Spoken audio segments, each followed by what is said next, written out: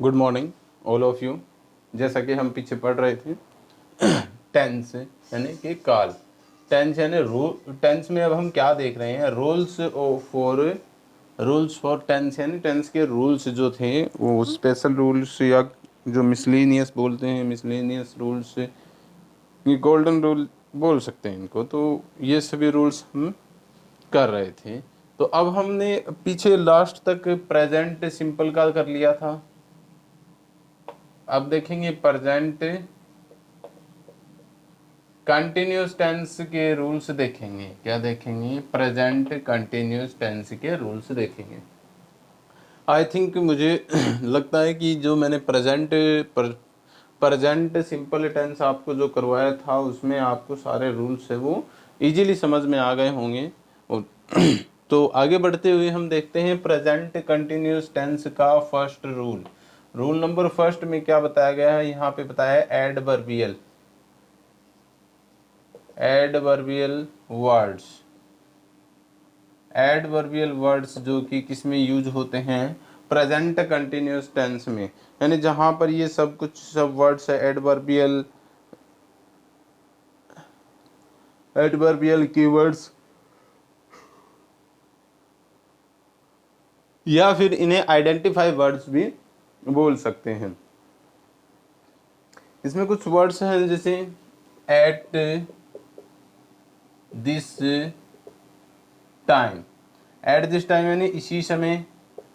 Eight this moment, at this moment. See देखो, look देखो, now nowadays, at present, nowadays, at present,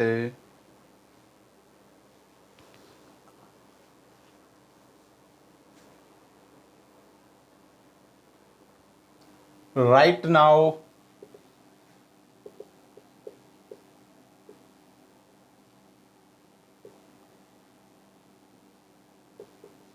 presently, at this time, at this moment, see, look, now, nowadays, at present, right now, presently,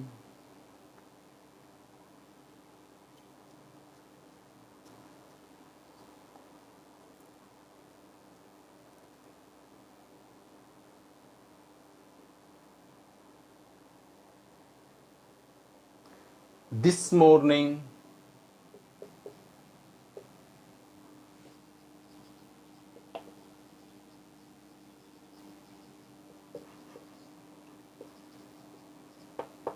currently, एसेक्ट्राज।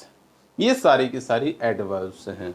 यानी अगर किसी भी sentence में ये adverbs आपको मिलती हैं तो आप ये समझ लीजिएगा कि ये वाक्य है वो प्रेजेंट कंटिन्यूस टेंस का है।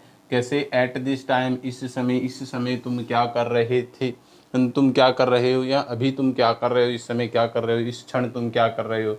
सी देखो, देखो राम मोहन को पीट रहा है। देखो राम मोहन को पीट रहा है। देखो वह लड़का बस के पीछे दौड़ रहा है। नाउ अभी। What are you doing now? तुम अब क्या कर रहे हो? नाउ एडेज इन दिनों। Where are you living? Where are you living nowadays? आजकल तुम कहाँ रह रहे हो? At present. What are you doing at present? वर्तमान में तुम क्या कर रहे हो? राइट नाउ अभी। You can go, you are going right now, तुम अभी जा रहे हो। प्रेजेंटली वर्तमान में। दिस मोमेंट मॉर्निंग इस सुबह। करंटली यानी अभी अभी या इसी समय। करंटली यानी इसी समय। एसेक्ट्राज। ये सारी की सारी एडवर्ब्स हैं जो कि प्रेजेंट कंटिन्यूस टेंस में काम आती है। प्रेजेंट कंटिन्यूस टेंस में ये एडवर्ब्स काम आती है। एग्जाम्पल के तौर पे अगर हम देखेंगे कि कैसे एग्जाम्पल किस प्रकार से हम देख सकते हैं। एग्जाम्पल कुछ एक एग्जाम्पल लिखेंगे।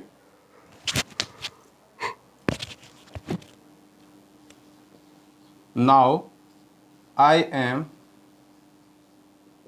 Reading book. Now I am reading book. I am a reading book. देखिए नाउ वर्ड का यूज हुआ है, तो इसमें correct form of the verb का यूज क्या हुआ है? I am a reading a book. अब मैं पुस्तक पढ़ रहा हूँ। अब मैं क्या पढ़ रहा हूँ? पुस्तक पढ़ रहा हूँ।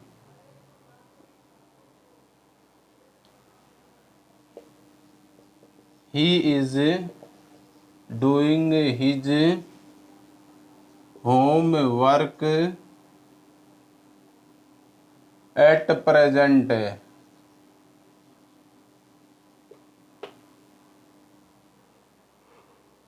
He is doing his home work at present. वह वर्तमान में अपना क्या कर रहा है? गृह कार्य कर रहा है। He is doing his work home work at present. तो इसमें भी क्या है? Is doing. और इज डूइंग किस में आता है? प्रेजेंट कंटिन्यूअस टेंस में आता है। Is that clear? Very good.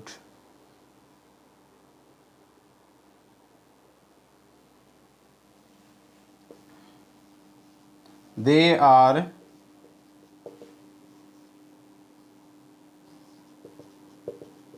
living in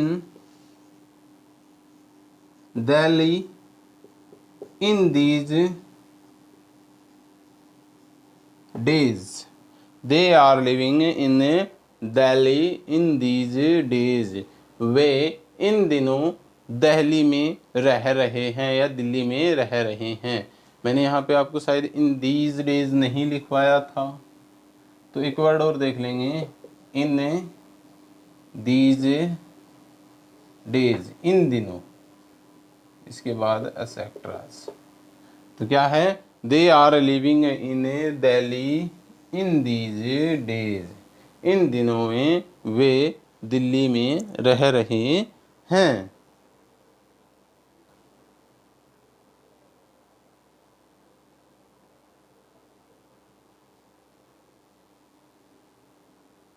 presently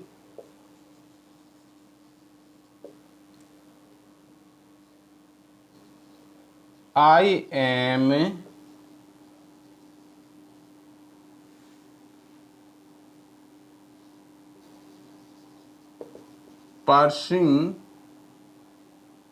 pursuing my graduation।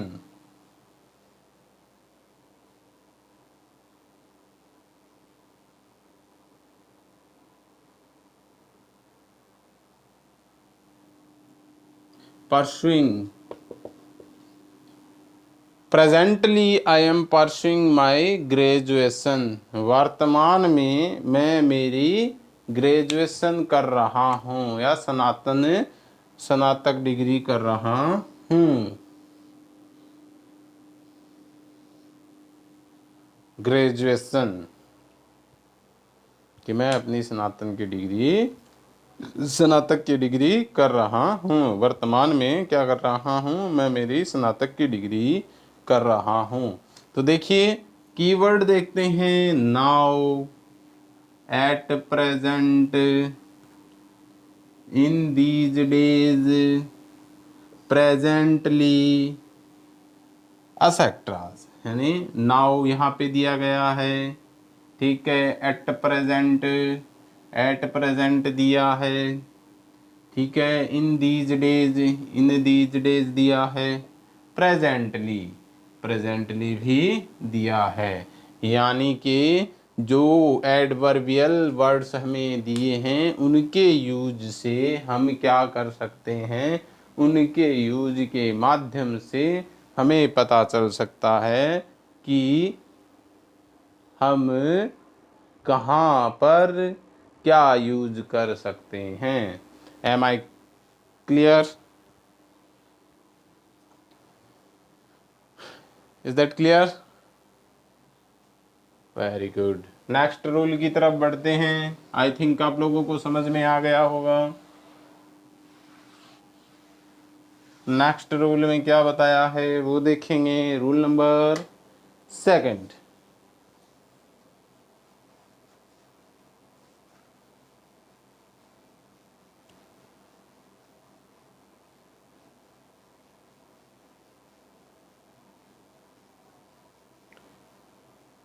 तो देखेंगे रूल नंबर 2 में क्या बताया है। A few verbs are generally not used in their progressive verb या progressive form में। रूल नंबर 2 में क्या दिया गया है कि few verbs generally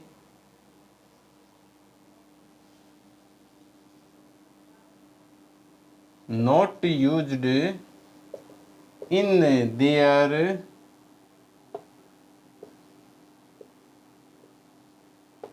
progressive few verbs generally not used in their progressive form या फिर V4। क्या बताया है। few verbs generally not used in their progressive form।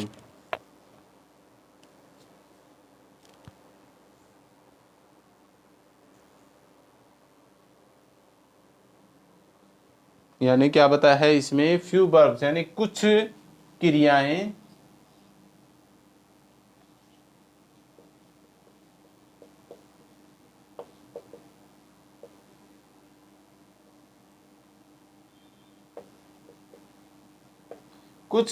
सामान्यतः अपनी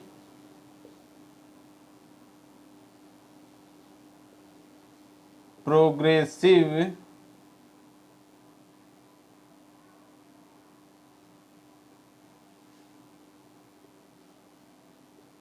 फॉर्म में प्रयोग नहीं की जा सकती। यानी कुछ क्रियाएं ऐसी होती हैं जिनका प्रयोग हम V4 के रूप में या प्रोग्रेसिव फॉर्म में, या इसे हम क्या कह सकते हैं, present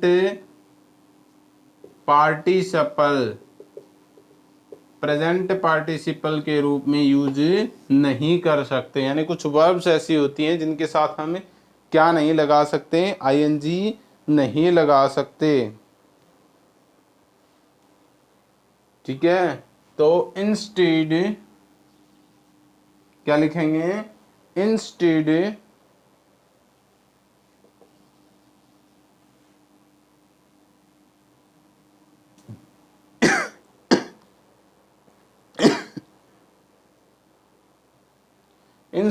they are used in their V1 और V5। यानी instead they are used in their present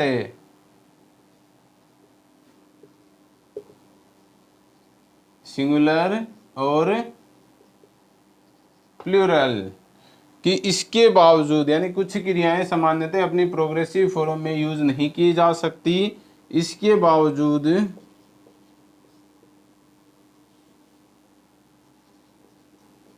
इसके स्थान पर बोल सकते हैं, इसके स्थान पर इनके साथ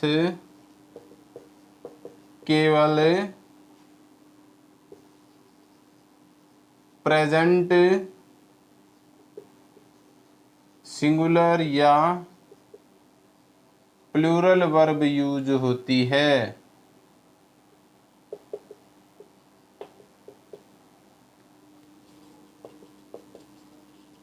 क्या बताया है, a few verbs generally not used in their progressive form, या फिर इसे हम V4 बोल सकते हैं, या प्रेजेंट पार्टिसिपल का वर्ड यूज कर सकते हैं कि कुछ क्रियाएं सामान्यतः अपनी प्रोग्रेसिव फॉर्म में प्रयोग नहीं की जा सकती है, इसके स्थान पर इनके साथ केवल प्रेजेंट सिंगुलर या प्रेजेंट प्लूरल वर्ब का यूज होता है। प्रेजेंट सिंगुलर या प्रेजेंट प्लूरल का यूज होता है। यानी कुछ क्रियाएं ऐसी होती हैं जो वर्ब होती हैं, उनके साथ हम आईएनजी का प्रयोग बिल्कुल नहीं कर सकते। वो अपने आप में एक प्रोग्रेसिव फॉर्म होती है, जो V1 और V5 होती है ना, उसी में ही वह क्या होती है कि अपनी प्रोग्रेसिव फॉर्म में ही होती है, यानी उनके साथ आईएनजी की आवश्यकता नहीं पड़ती है।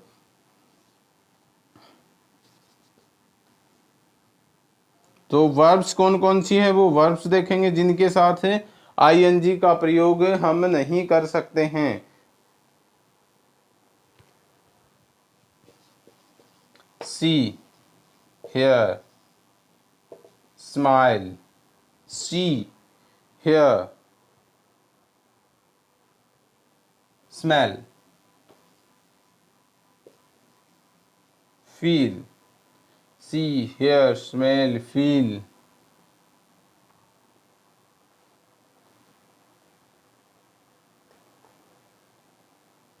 think, hope, believe, understand,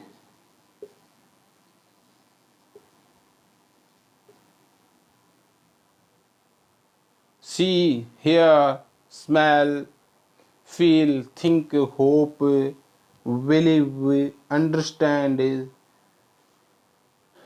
seem,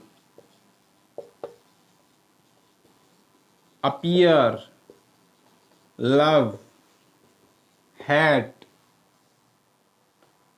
see, appear, love, hate,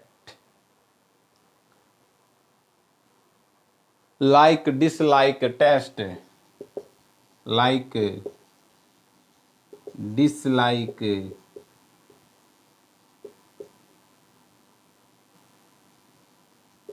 taste, etc.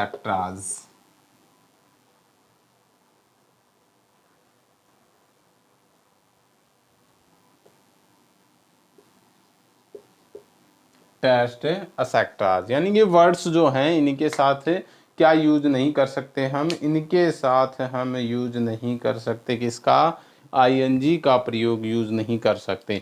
मैं आपको एक एग्जांपल दिखाता हूँ, कुछ एक एग्जांपल लिखता हूँ, तो उसमें आप देखिएगा क्या क्या डिफरेंस है। आई एम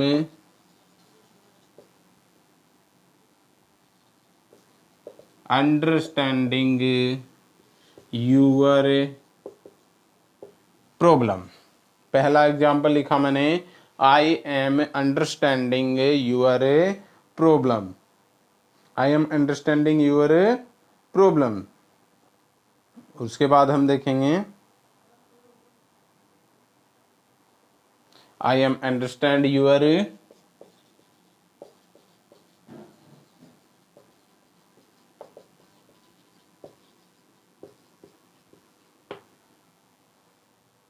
क्या आप मुझे बता सकते हो इसमें करेक्ट सेंटेंस कौन सा है, फर्स्ट सेंटेंस करेक्ट है या सेकंड सेंटेंस करेक्ट है। हमें पता है प्रेजेंट कंटिन्यूअस टेंस में उन वाक्यों के जिनके साथ वर्ब में, हेल्पिंग वर्ब में इज एम आर आता हो, ठीक है, और उनके साथ मेन वर्ब के साथ आईएनजी यानी प्रेजेंट पार्टिसिपल का प्रयोग हो रहा हो, वो सेंटेंस ही क्या होता है, वो सेंटेंस है वो प्रेजेंट कंटिन्यूअस टेंस का होता है। Is that clear. तो आपके सामने दो सेंटेंस दिए गए हैं, आई एम अंडरस्टैंडिंग यूअर प्रॉब्लम और दूसरा है I M understand your problem. तो आप मेरे को ये बताओगे कि इन दोनों सेंटेंस में करेक्ट कौन सा सेंटेंस है, फर्स्ट सेंटेंस या सेकंड सेंटेंस। जबकि मैंने आपको इसमें कुछ रूल नंबर 2 में कुछ बातें बताई हैं कि कुछ क्रियाएं ऐसी होती है जिनके साथ क्या यूज नहीं होता है,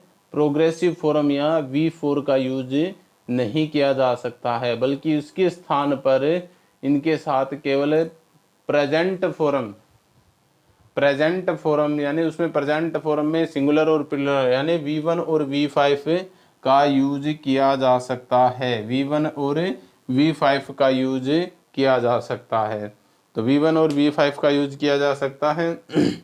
कुछ एक वर्ड्स जिसमें होता है see, hear, smell, feel, think, hope, believe, understand, seem, appear, love, hate, like, dislike, taste. मेरे ख्याल से इन सभी का आपको हिंदी ट्रांसलेशन पता ही होगा। सी देखना, हेयर सुनना, स्मेल सूंघना, फील महसूस करना, थिंक सोचना, होप आशा, बिलीव विश्वास, अंडरस्टैंड समझना, सीम प्रतीत होना, अपीयर दृष्टांत दिखना, लव प्यार स्नेह मोहब्बत, हैट नफरत, लाइक पसंद करना, डिसलाइक नापसंद करना, टेस्ट स्वाद। ये सभी वर्ड्स हैं वो, इनके साथ क्या नहीं यूज कर सकते हम, प्रोग्रेसिव फॉर्म यूज नहीं कर सकते।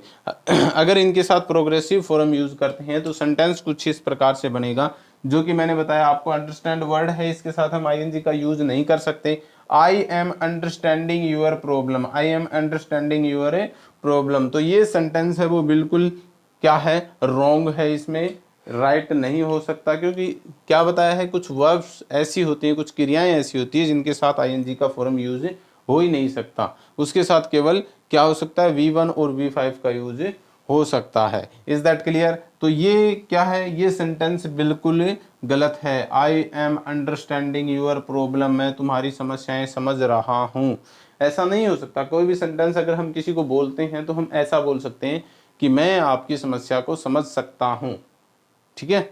तो ये भी, लेकिन इसमें क्या है, वर्ब कौन सी आएगी, वर्ब हमेशा प्रेजेंट कंटिन्यूस, हेल्पिंग वर्ब जो होगी वो प्रेजेंट कंटिन्यूस की आएगी, और जो मैन वर्ब है वो किसकी आएगी, प्रेजेंट सिंपल टेंस की आएगी। Is that clear? तो ये सेकंड रूल हमें यही बताता है। रूल नंबर 2 क्या बताता है कि कुछ क्रियाएं ऐसी होती है जो अपने आप को प्रोग्रेसिव नहीं दर्शाती है, यानी वह क्रियाएं हैं वो अपने आप को क्या नहीं दर्शाती है, प्रोग्रेसिव नहीं दर्शाती है। यानी हम अगर किसी को कह रहे हैं कि मैं उसे जैसे हम देखते हैं smell, feel, think, hope, believe, understanding, ये वर्ड जब यूज करते हैं तो इनके साथ हम आईएनजी नहीं लगा सकते। कैसे, देखिए सी है SEE प्लस ING, ठीक है। तो देखिए एक तो लास्ट में ई वर्ड आ गया तो इसको हटा ही नहीं सकते, और इसको क्योंकि डबल क्या है, डबल वोवल साउंड है। अब इसको हम ऐसे लिख सकते हैं, सिंग, नहीं लिख सकते ना, तो ये क्या हो गया, रॉन्ग हो गया, केवल ये वर्ब यूज होगी, ठीक है। हियर तो HERING, ये हेयरिंग सही होगा, ये नहीं हो सकता। इसीलिए बताया गया है कि रूल नंबर 2 हमें ये बताता है कि इस रूल नंबर 2 के अनुसार कुछ क्रियाएं ऐसी होती हैं जिनके साथ हम ING का प्रयोग नहीं कर सकते, जबकि उनके साथ हेल्पिंग वर्ब में प्रेजेंट कंटिन्यूअस टेंस का यूज होता है। Is that clear? Very good. अब हम आगे बढ़ते हुए नेक्स्ट रूल की तरफ चलेंगे। आई थिंक आपको ये दोनों रूल्स समझ में आ गए होंगे।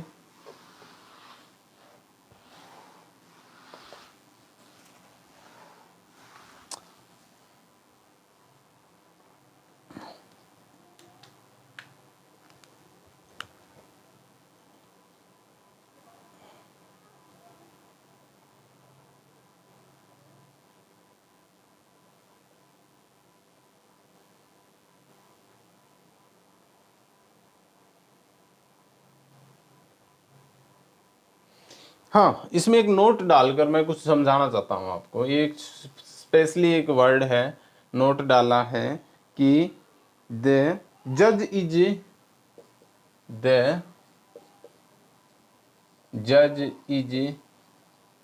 हियरिंग द केस, द जज is hearing the case. Sentence right है,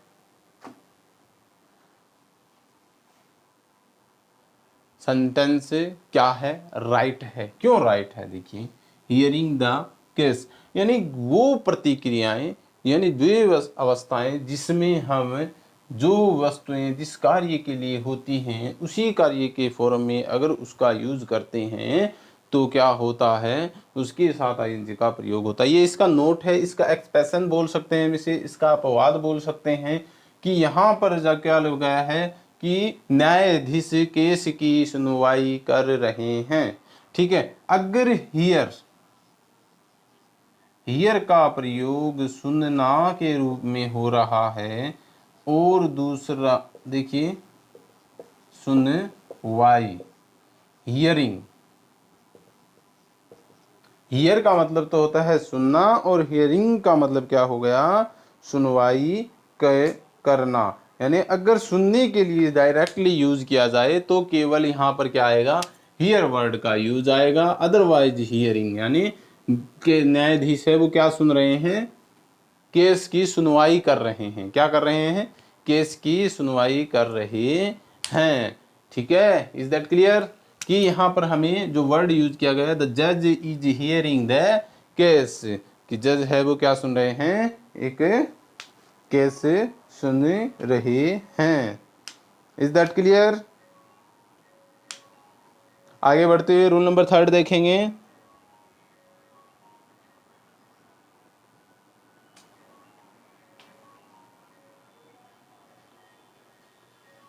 आगे रूल नंबर 3 में बताया गया है नेगेटिव हैबिट्स के लिए।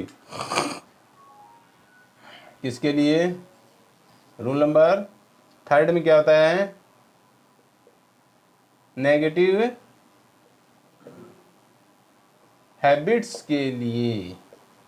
अगर नेगेटिव हैबिट्स यानी नकारात्मकता युक्त आदतें होती हैं, नकारात्मक आदतें होती हैं, उसके लिए हमें किसका प्रयोग करते हैं, प्रेजेंट सिंपल का प्रयोग, सॉरी प्रेजेंट कंटिन्यूअस का प्रयोग करते हैं। अब देखिए एक सेंटेंस है, हम वर्ड यूज करते हैं नेगेटिव यानी नकारात्मकता युक्त।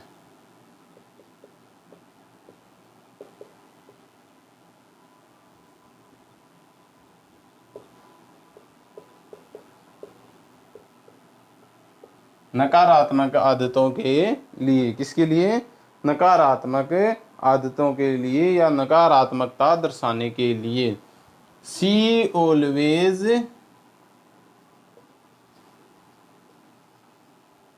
Gets up early in the morning. She always gets up early in the morning। सेंटेंस था she always gets up early in the morning।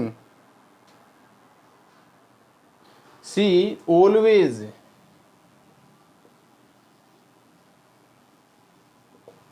getting up late in the morning. Sentence देखिए दो लिखे गए हैं आपके सामने। पहला किस हमने मोशन ये लिखा था नेगेटिव हैबिट्स को दर्शाने के लिए या नेगेटिव से हैबिट के लिए, नेगेटिव हैबिट किसको दर्शाती है वो बताने के लिए हमने क्या यूज किया था,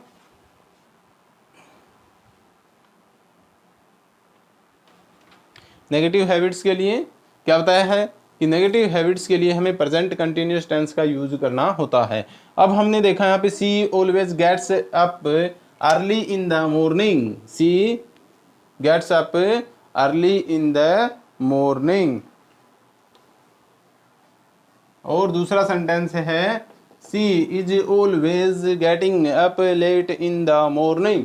सर आपने की वर्ड में हमें ये बताया था ऑलवेज वर्ड का यूज प्रेजेंट सिंपल में होता है। बिल्कुल, फर्स्ट सेंटेंस प्रेजेंट सिंपल में ही है। और क्या दर्शा रहा है ये,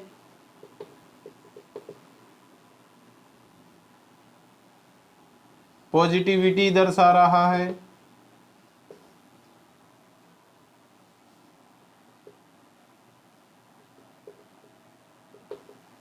क्या दर्शा रहा है, पॉजिटिविटी दर्शा रहा है, सकारात्मकता दर्शा रहा है। लेकिन ऑलवेज का प्रयोग कीवर्ड में या एडवर्ब में प्रेजेंट सेकंड सेंटेंस में भी हो रहा है, तो क्या ये प्रेजेंट सिंपल है? नो, नहीं है। क्यों नहीं है?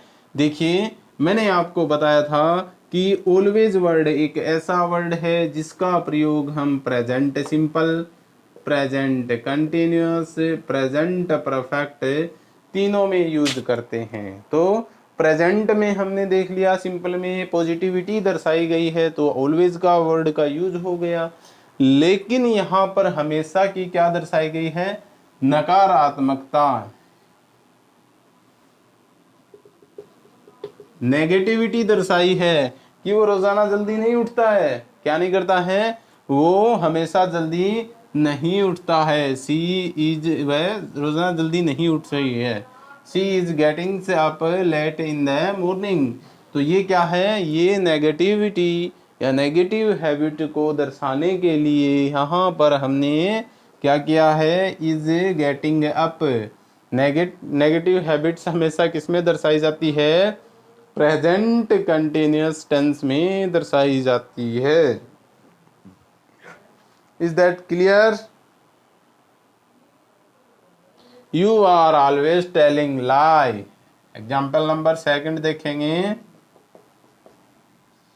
You are always telling lie, आप हमेशा झूठ बोलते हो। इसका हिंदी ट्रांसलेशन तो ऐसे ही होगा, you are always telling lie, ये हमेशा से ही झूठ बोल रहे हो। यू आर टेलिंग लाई यानी ऑलवेज टेलिंग लाई, कि तुम हमेशा से ही क्या बोल रहे हो, झूठ बोल रहे हो। ये था अपना प्रेजेंट टेंस का थर्ड रूल। रूल नंबर 4 देखेंगे, फ्यूचर एक्शन। फ्यूचर एक्शन यानी फ्यूचर की जो गतिविधियां हैं उसको दर्शाने के लिए फ्यूचर एक्शन भी यूज होती है। इसमें क्या होती है, फ्यूचर, पहले हमने प्रेजेंट सिंपल में फ्यूचर प्लान किया था, फ्यूचर एक्शन करेंगे यहाँ पे रूल नंबर 4 में, फ्यूचर एक्शन। फ्यूचर एक्शन यानी भविष्य के क्रियाकलापों को, भविष्य की क्रियात्मकता को दर्शाने के लिए।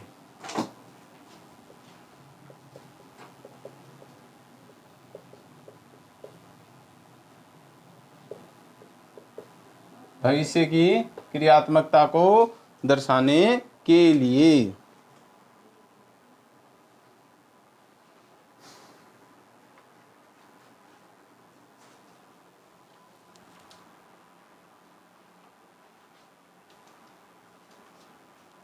इसमें क्या होता है, इसमें straight present work in future दिखाया जाता है, यानी स्ट्रेट प्रेजेंट वर्क यानी वर्तमान की स्थिति को डायरेक्टली फ्यूचर में दर्शाया जाता है, यानी फ्यूचर के अंदर इसको डिफाइन किया जाता है। As the movie is releasing, the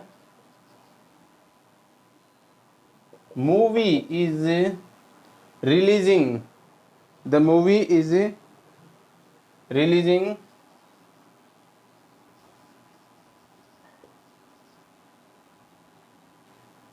on Sunday.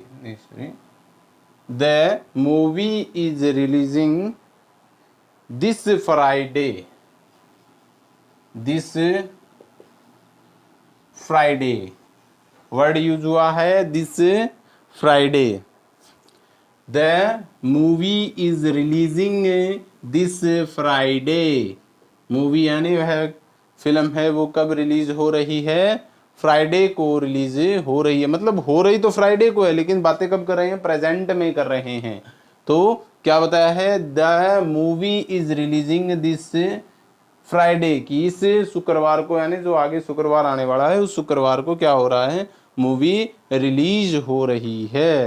यानी जो निकट भविष्य की जो स्थितियां होती हैं, यानी स्ट्रेट प्रेजेंट जो होता है, स्ट्रेट प्रेजेंट वर्क यानी स्पष्टीकरण से दिखाई देने वाला है, प्रत्यक्ष सामने का जो वर्तमान स्थिति होती है उसको हमें प्रेजेंट कंटिन्यूस में दर्शा सकते हैं।